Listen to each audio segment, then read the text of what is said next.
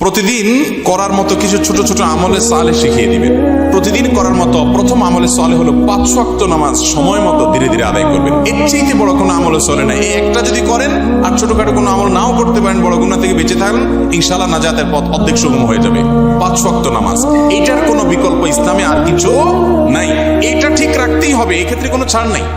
দাঁড়ায় না হলে বসে শুয়ে যেভাবে পারেন পড়তেই হবে, কোনো ছাড় নেই।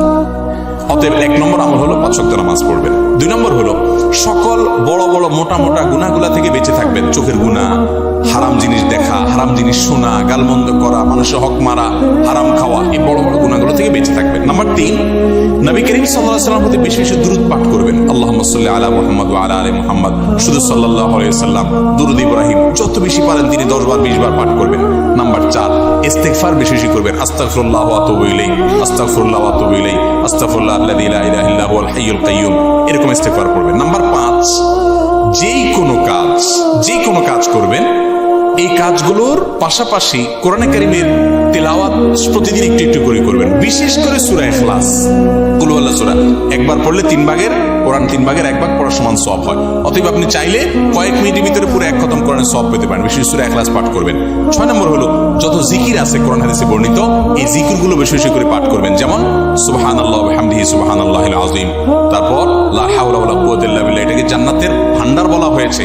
তারপর আপনার দুরূদ ইব্রাহিমের পাশাপাশি অন্যান্য সাধারণ দুরূদ তো পড়বেনই।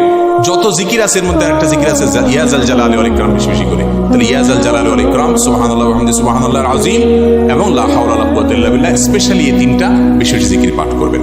কোন মুসলমানকে জাহান্নামে দেওয়ার পর কখনো কি তাকে জান্নাতে দেওয়া হবে?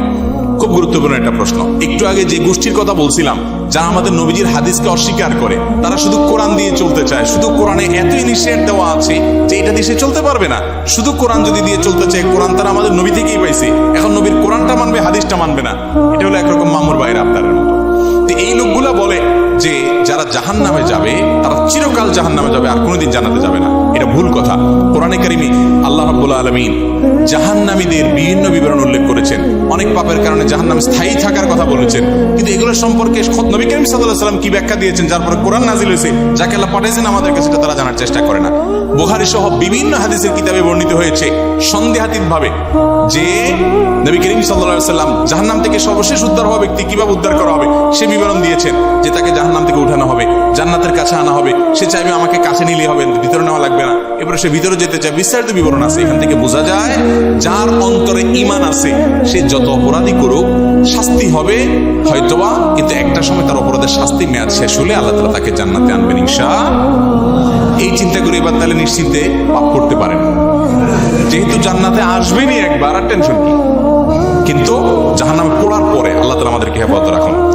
কেউ যদি বেদাতকে সুন্নাত মনে করে বা বলে, তার কি ঈমান থাকবে?